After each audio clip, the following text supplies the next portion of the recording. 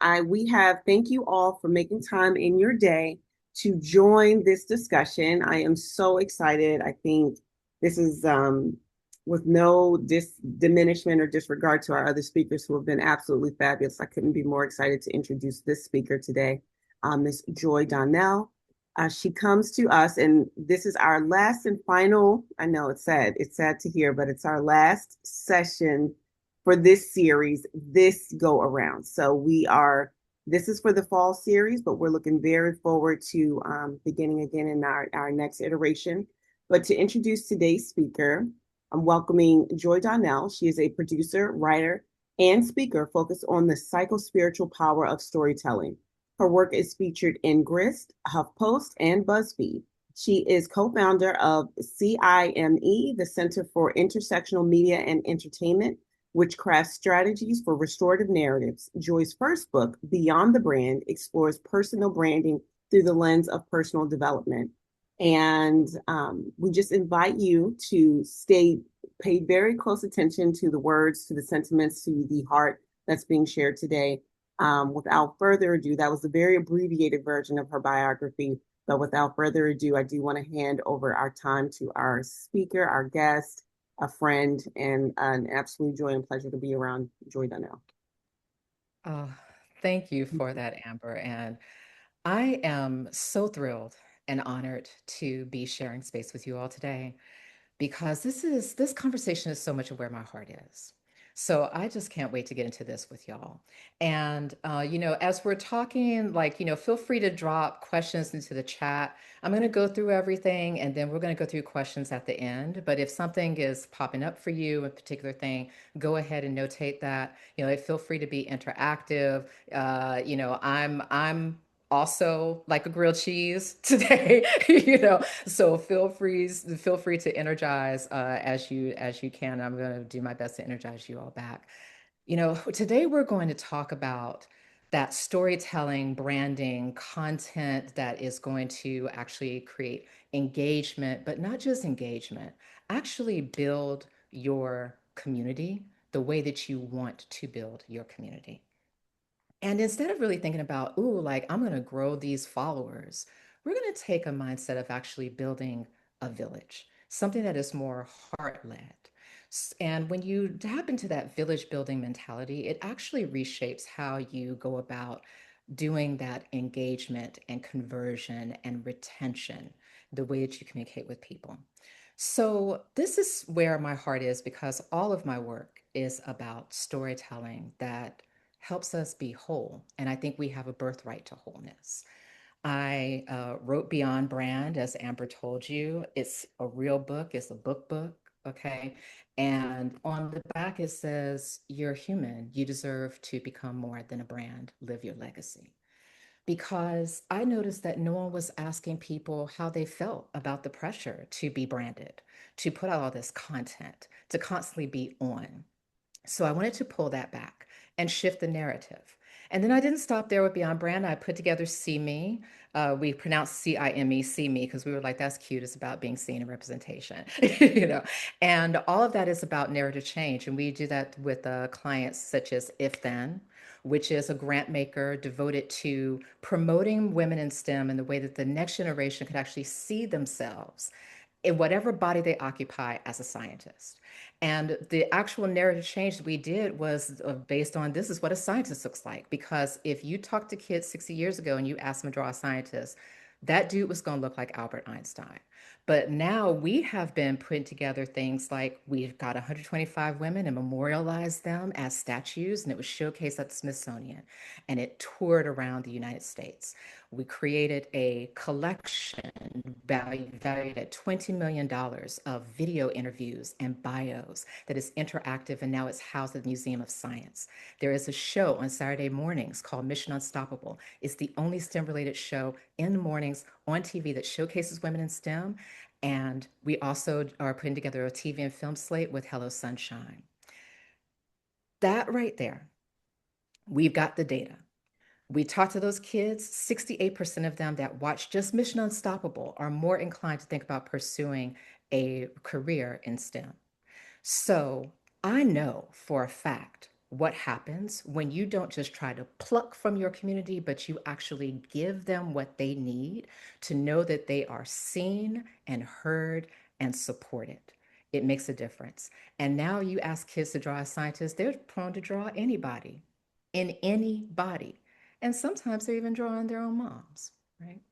So, with that in mind, we're going to talk about what happens when you actually start to tailor things to the message that you actually want to deliver to your audience. And so, give me a second because as I get this Canva presentation up, it's going to be a little clunky sometimes. Just hold on with me.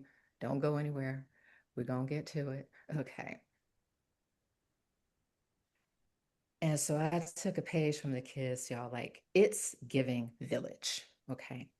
It's like we don't want to just extract and plunder. We actually want to fill people up with something else. And so, why a village? Well, because a village is something that is more like a circular system. When people are in a village, they know that they are caring for one another, right? They stay in dialogue with one another. They act with clarity because they carry a shared purpose and a common destiny. So forget followers. We want to actually look at planning, outreach, engagement, conversion, and retention from this building aspect of things within your strategy. So, one of the first things that you need to do is actually figure out how to own your perspective. I found that you're either disrupting or you are being disrupted. Okay. And that owning your perspective actually is going to drop you in a way that you're not going to be chasing trends because you can play the trends a little bit if you just want to engage the algorithm. But if you really want to create deep community, you want to go ahead and be tuning into the people and focusing directly on your folks. And how are you going to do that? Well, you need to get clear on two things: your core mission, which is your passion, right? You probably already have this articulated in a mission statement. And then you need to think about your three core beliefs. These are, the things that you are absolutely non-negotiable about, right? Like this is what has to be done. And where that core mission and the core beliefs overlap, right there in the center, like a Venn diagram, that is your target audience. That is your target community. That is who you're going to be talking to. Now, when I say core mission and core beliefs, let me give you an example of what I mean. Let's say that you're focused on food sovereignty, right? You believe that every community, needs to have control over the food that they grow, distribute, and consume. And so your three core beliefs are access, right? Everyone deserves access to fresh, healthy, culturally relevant food. Sustainability, local food systems need to respect the land and natural cycles and not like over farm certain soils and things like that. And education, like people need the knowledge that is necessary to be able to grow, whether it's aquaponics or something like that. And you want to be able to empower these communities with the knowledge that they're seeking. So, right there within those core beliefs, there's all of these mysteries around that, right? There's all these obstacles to things.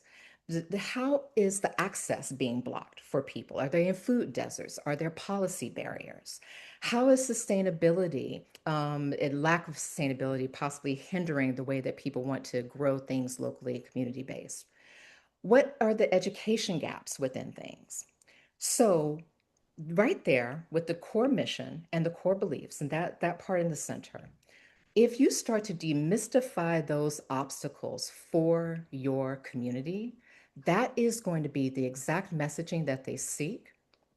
It adheres to your brand, it adheres to your vision, and you're not having to deviate, go all over the place trying to gamify social media because you are focused on what your community actually needs from you and how they're going to thrive with everything. That is the core of the getting to the heart of what you want to do. The reason why this is so important is because you want to create a circuit of energy. You want things to be flowing in a way that, again, It's circularity. One thing feeds the next thing, feeds the next thing, feeds the next thing, and it stays sustainable within your messaging approach. So you'll see right here that I've got a triangle, but there's four basic building blocks or three basic building blocks in geometry. There's triangle, circle, and a square, right? But triangle is also a circle. And a circle is also a triangle. So community here is your bedrock, goes to your content. That content feeds the currency. And I don't just mean money, I mean the current of energy that you are creating within the community with this messaging that you're doing through your content. And the community also goes to currency, and the currency goes to content, and all around and all around and all around, so that this is constantly all feeding each other. And to some extent, they become inseparable from one another. That current of energy, that flow of messaging is also very important for you to understand what you are actually going to be disrupting again within the messaging that's out there in what we call all of this noise, right? To own your perspective, you need to be, wait, went too far, doing something different than what everyone else is doing. The biggest risk you can actually take is to go along with all the stuff that's already out there. If you want to actually minimize your risk, go ahead and get as niche as possible with your perspective. Find the popular perception, and then you disrupt it with your unique perspective. So I've got an example right here from a brand that I recently found out about called Body Love by Tall. And she is an herbalist. She's been mixing together potions that have been in her family, indigenous to her family for a long time. And you'll see her right here disrupting a popular thought, which is that, ooh, if I want to sleep well at night, I need melatonin, right? I need melatonin. I got to go get me some melatonin pills, maybe to get me some melatonin cream. And then she's like, oh, wait, sorry, hate to tell y'all, but melatonin won't help you sleep better long term. If you actually want to have long-term good sleep results, you need to actually increase your magnesium intake instead. And it's like, root, root, wait a minute. That is completely different than what everyone else has been saying right here. She's automatically disrupting the popular perception with her unique perspective, and it's going to grab your attention. And it's been working. It grabbed a lot of celebrity attention, and right now the product is flying off of the shelves in ways that, like, if you want it, you better go ahead and order it, because I don't know if she's going to sell out or not, right? But it is because she went ahead and disrupted all of that popular thought, came in with her unique perspective. And then if you go to her actual like Instagram, TikTok, she's constantly having this conversation that uproots the popular thinking and grounds you in what she knows, her unique knowledge base. And she's talking to her community in a way that it helps them think beyond what they're constantly being told they're supposed to be thinking about their health and what they're trying to do.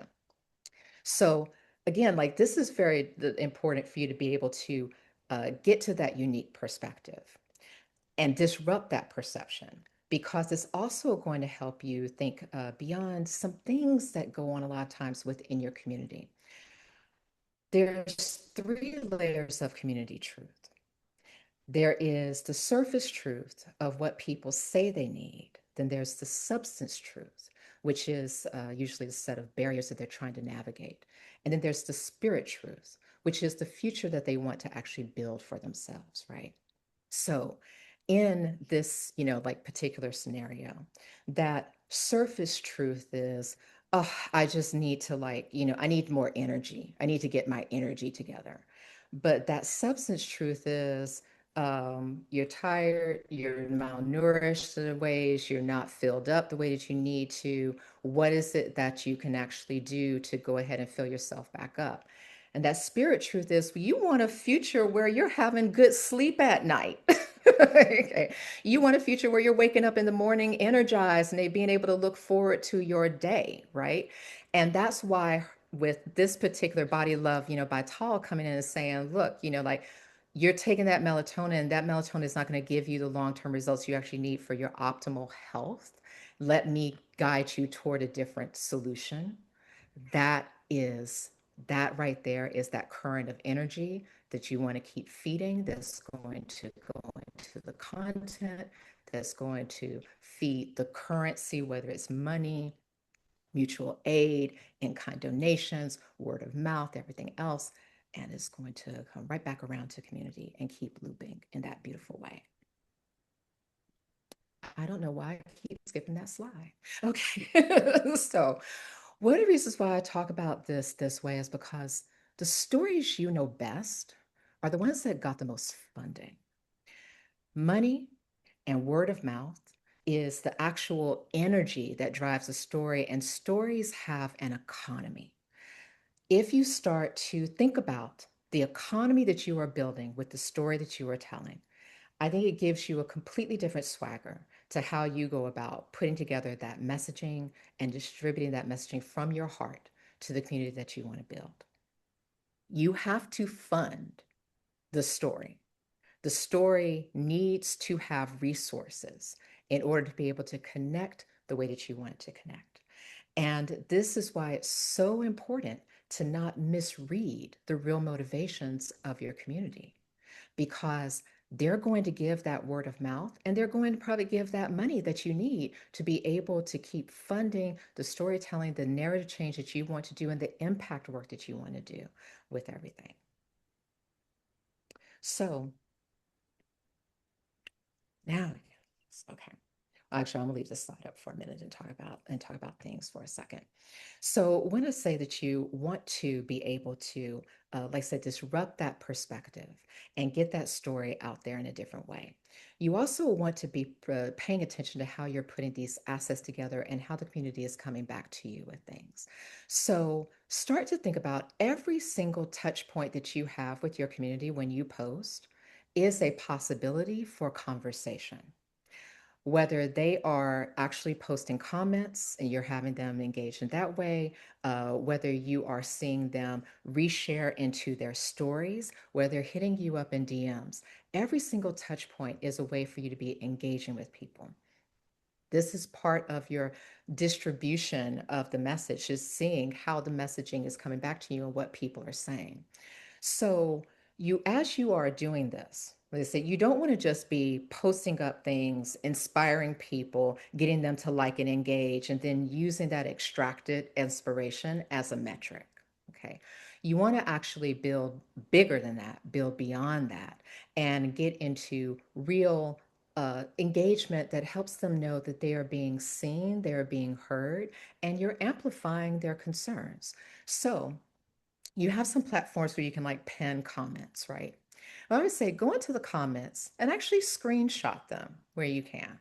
Hit the commenter up and say, hey, we want to actually put together a carousel with the comments that we've been getting, so that we can almost do like like this is what the community is saying, or these are the questions, and then we're going to answer the question. And you can actually turn that into a whole carousel of thought.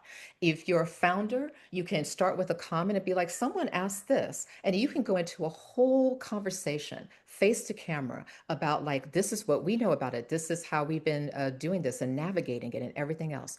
People come into your DMs and they're dropping those questions. Those DMs, that is insight. That is data that you can turn into information, that you turn into knowledge, that you then turn into wisdom, as Toni Morrison said, and go a step further, you can turn into collective illumination. It's like, so pay attention to the DMs and talk back to people, encourage them to send their questions via DM, because all of that is going to be possible content that you can also put together and show the community that you are interacting with them.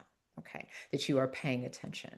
So every single touch point can actually be a story. It can be something that you showcase in a carousel that you go into. If you're on LinkedIn, a LinkedIn thought piece about for thought leadership.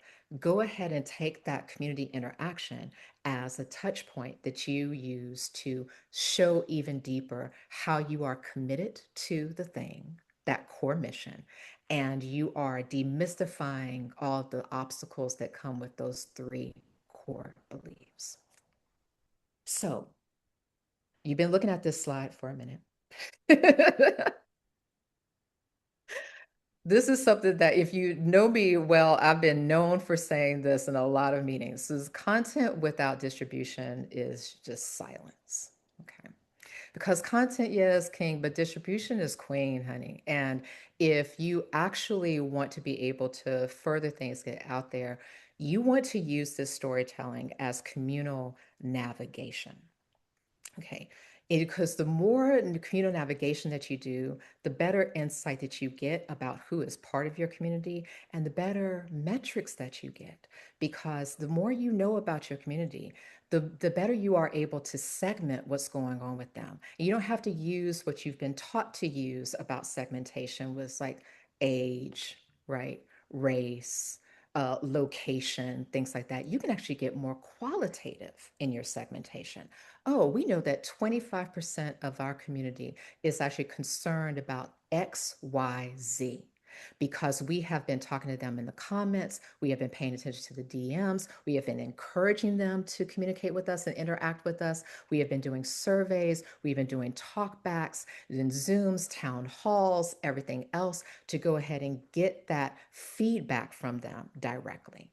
And you are then able to keep bettering the way that you are distributing the content because if that's what you got as the core of your group, oh, 25%, 30%, 40% of people have this thing in common, this qualitative thing in common that is not a normal metric that most marketers are going to encourage you to even look for. Now you have an even better niche to get very specific about what you are looking for, who you are talking to, and how you're going to talk to them so your community keeps growing and expanding. Okay. So there is a little strategy, not to age myself, because I don't want to sound like I started back in the primordial ooze or anything, but when I was a kid, back in the day, it was a rule of thumb that you just needed to like get a message out in front of people three times from three sources that they trusted and they were going to get it. But now, if you look at people's brains between all of the notifications on your phone and I mean, I know I have three times a day that if I get up from the seat at the wrong time and go walk across the room, I forgot what I was getting ready to do. So, if you are like me, there's a lot going on in this mind palace all the time, right?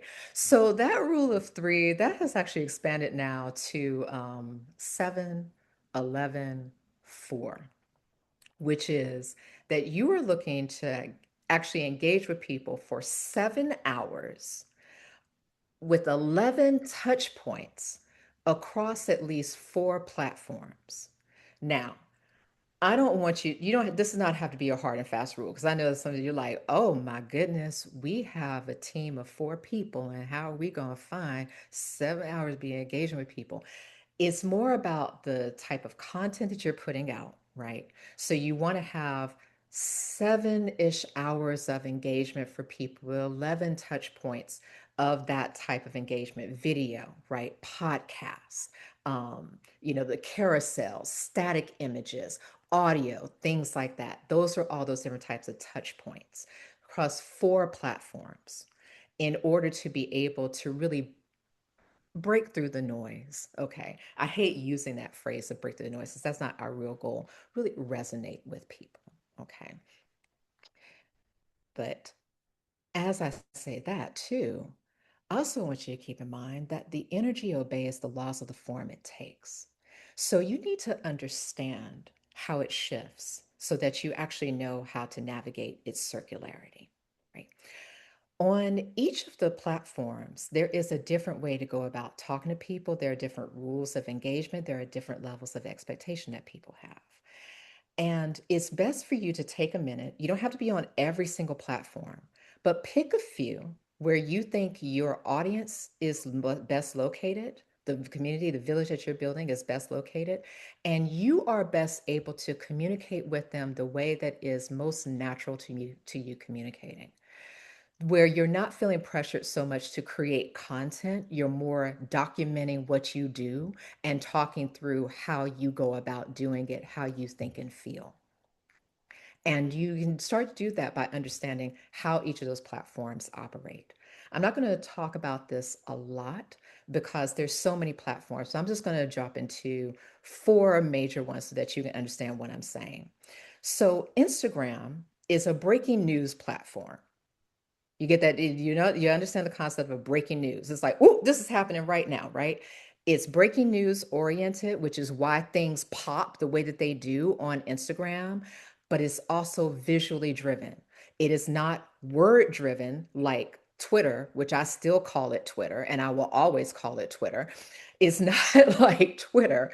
It is more about video and static images, right? So it's a breaking news platform that is visually driven. YouTube is a search engine for video.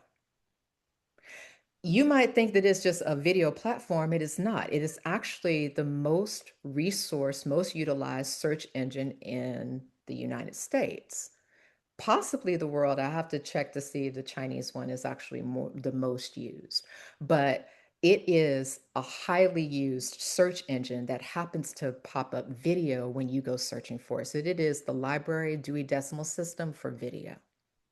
Okay. LinkedIn is a career networking platform that also happens to support microblogging, which is what Facebook does, Facebook microblogs, right?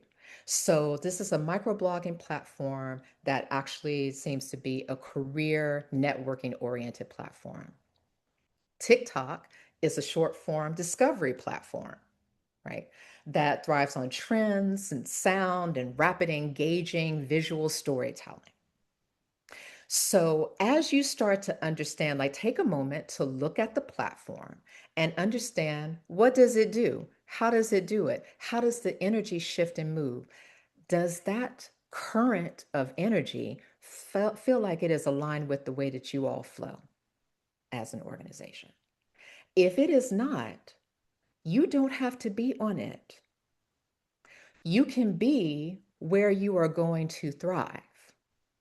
Okay. People are everywhere. You're going to find your people. And let me put in this caveat too before I move too far and I forget about it. You're going to use social media as a shared source of media. Like you have earned media, right? You have owned media, you have paid media, you have shared media. And that is what these social media platforms are. But again, remember I said one of them is owned media.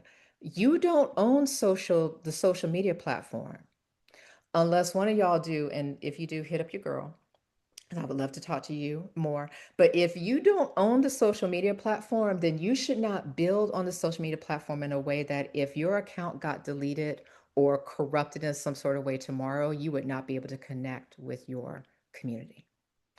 So you want to constantly be finding ways to pull people off of that platform and interact directly with you, whether it is having them sign up for your newsletter, whether it's inviting them to a Zoom event so that you can go ahead and get their direct contact information for SMS messages or any other kind of direct communication. You would asking them to do surveys and things like that so that you can have that touch point with them off of the shared platform. Do not give all of your power to the shared platform because they don't deserve it. And that is your community. And you want to be able to talk to your people directly so that you can always drop in with them the way that you need to drop in with them. Okay. Now, as I was saying all of this, and to go back to those four platforms or three, that you're going to pick to really like dig into and communicate with everyone, also think about something called the 80-20 rule, okay, which is that you are going to be only spending 20% of your time. Actually, wait, hold up. Forget I said that. Let me back up. Before you start creating the content, okay, look at your schedule and check with your energy and get very real about how much time you have to actually put into this social media content marketing engagement. Give it a number. And I mean, look at whatever days of the week you're going to be doing it, whatever hours of the day you're going to be doing it, give it an actual number. Your time is part of your wealth. Okay, this is your This is your bank of time. And so decide how much of your time wealth you are going to devote to creating these assets and marketing them. This is your entire allotment of that type of marketing time. And then once you have that number, so let's say that it's going to be 3 hours a week you're going to devote to it. You're going to take 20% of that 3 hours to actually create the content. And you are going to spend the other 80% of that time distributing it, communicating with people, okay, interacting with folks, sharing things, engaging, going, dropping into the hashtags and things like doing the search and connecting with other folks and, commenting on other things. You do not have to spend all of your time doing it. You just need to be very, very succinct and exacting with what you are going to be doing, when you are going to be doing it, and doing it consistently. And be honest with your energy so that you can plan accordingly and you can get ahead whenever you need to get ahead and you are not chasing behind yourself. You do not need to be online all the time. You do not need to be posting every day. That's not a strategy. Even posting 3 times a day is not a strategy, but an actual strategy is getting very real about your time, picking the exact times that you are going to do exactly the thing, and then doing it exactly in that way consistently. Okay. So if I hope that helps take the pressure off, because I know some people when they heard that 7 hours, they were like, Joy, whoo, I need you to tell me something else. Right. So with that, I'm going to stop sharing screen for a second so that we can just take a break and be like, hey, y'all, this is me again in bigger screen, right? So again, we want to get away from this extraction mentality within the communicating. Okay. So tell the stories with care. Take the time to do the context. Get real about how this is a benefit to your community. Okay, communicate all of that. And if you borrow content, which I'm not against, feel free to borrow content. That's actually a great way to build your network because if there are other people who are just, thought leaders about things, they're not necessarily competitors, they can be a collaborator. And if you come across their video or some carousel they put together and you want to share it on your platform, reach out to them, right? Be known for citing people. Citing is a form of care.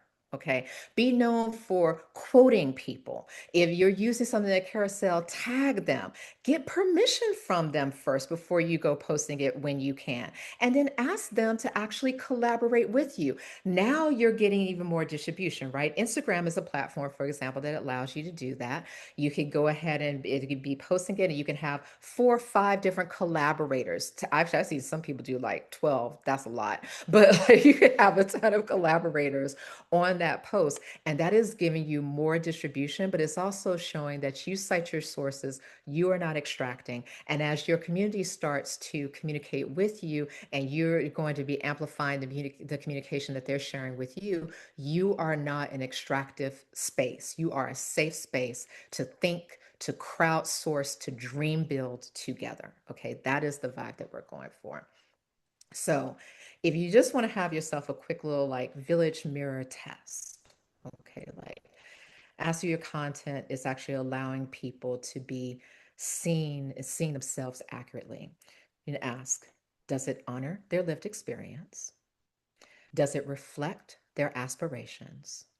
And does it strengthen the sense of belonging that they have within the village that you are creating? So, those 3 questions: does it honor their lived experience? Does it reflect their aspirations? And does it strengthen the sense of belonging within the village that you are creating?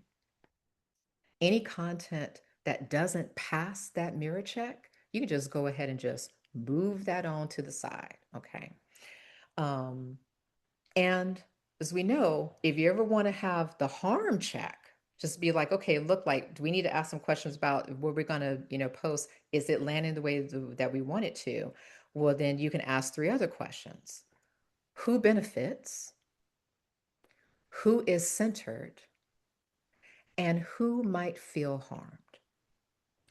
And these are part of the things that are going to help you stay really on point, the way that you want to stay on point within this master's building. Okay.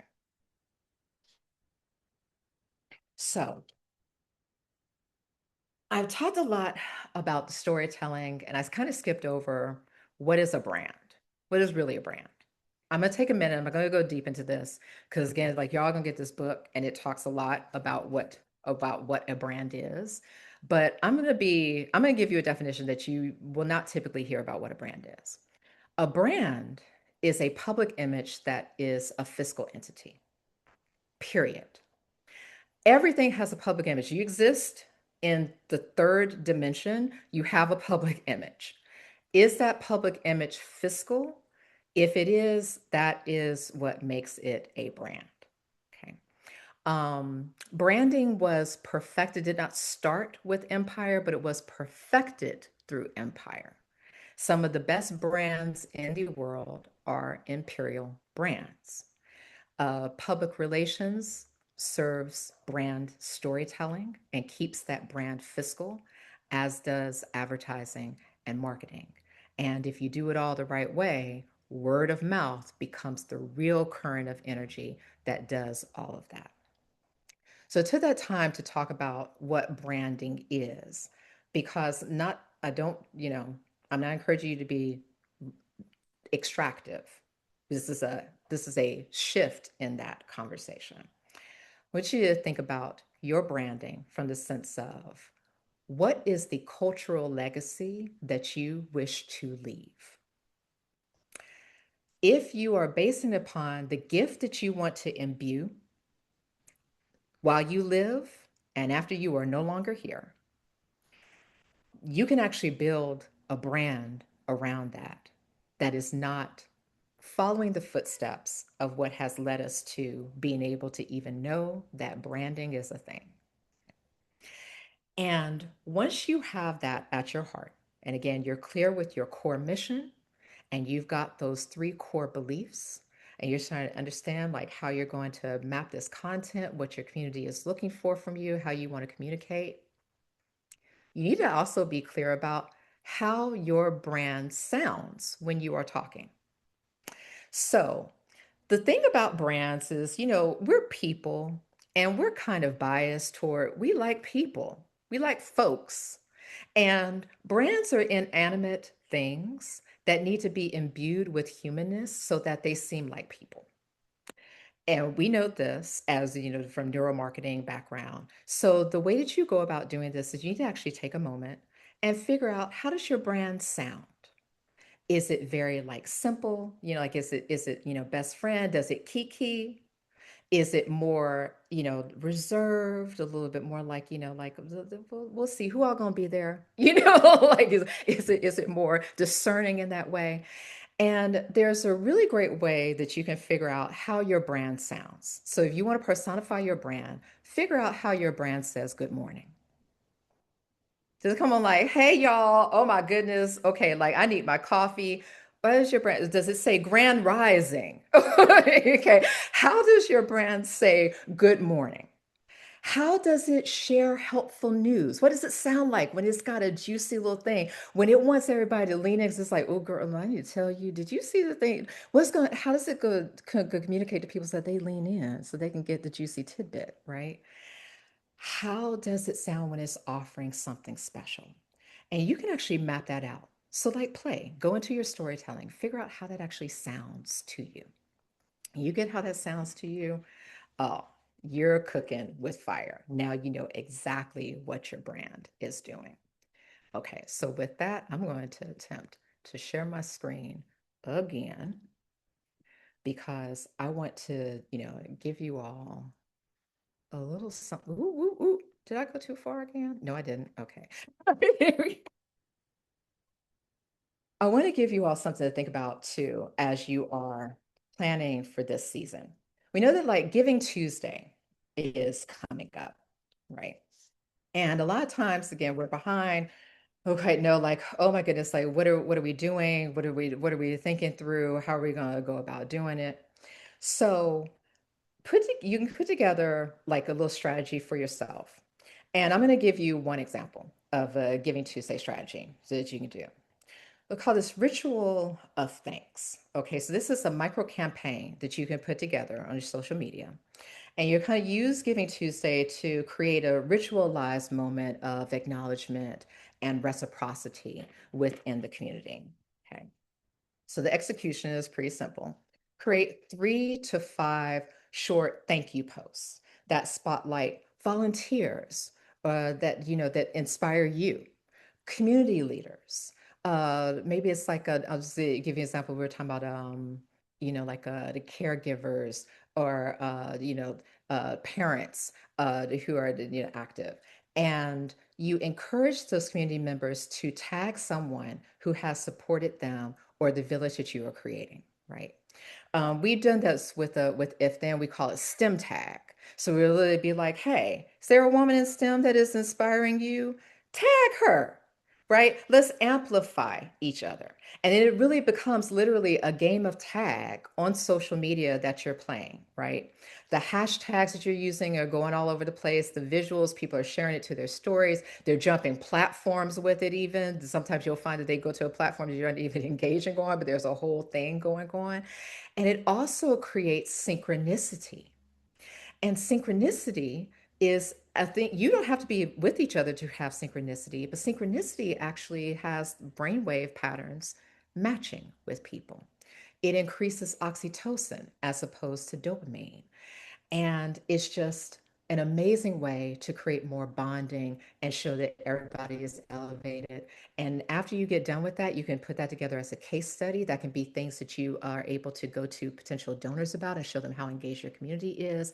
Again, it has layers of meaning and perspective for you. And pro tip, don't be afraid to get very like fun with it. Okay. So for example, I'm constantly going on online and I'm seeing people be like, I asked ChatGPT. So I was like, okay, I asked ChatGPT, well, I asked the doulas, and they said every birthing parent deserves care, right? I asked ChatGPT, well, I asked the helpers, and they said small acts ripple into big impact. And of course, that's a picture of Mr. Rogers. I personally love Mr. Rogers, and he was famous for saying, look for the helpers, right? So these are types of carousels that you can put together where you're showing your thought leadership and your unique perspective, but you're also disrupting the thing, right? Everybody's leaning to ChatGPT. Well, we're not leaning to ChatGPT. We're going here, we're talking directly to the people that we are here for, that we are dedicated to, that we are engaging with. Right. So wait a minute.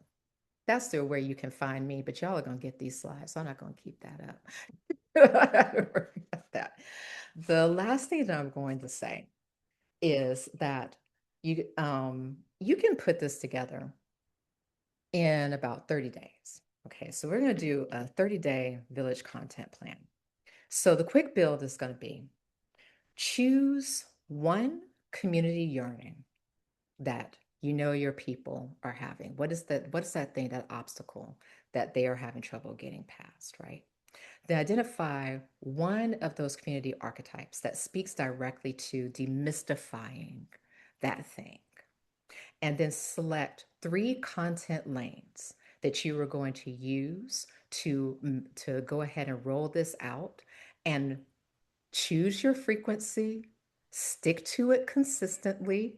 Okay. So if you're going to post on Monday, Wednesday, Friday at 11 a.m., post it Monday, Wednesday, Friday at 11 a.m. until you are done with the challenge. Okay. Maintain those guardrails that we talked about throughout all of this so that you are clear on who you're trying to benefit, making sure you are not doing harm. And then you can start to use that as the metrics on how you want to keep building out your content and speaking to that village that you are building. Okay. So, with that, I'm going to conclude. Again, I'm not going to put that Find Joy contact screen up because you're going to get these slides and you'll be able to find me. I'm here. Joy is present everywhere. Okay. But it has been so wonderful spending time with you all today. And I just really appreciate being able to have this conversation. And I hope that this is going to fill you up with the knowledge and the boldness that you need to build out exactly what you want to build out from your heart's desire, not from what you are being pressurized to create by all the chatter in the space. Thank you.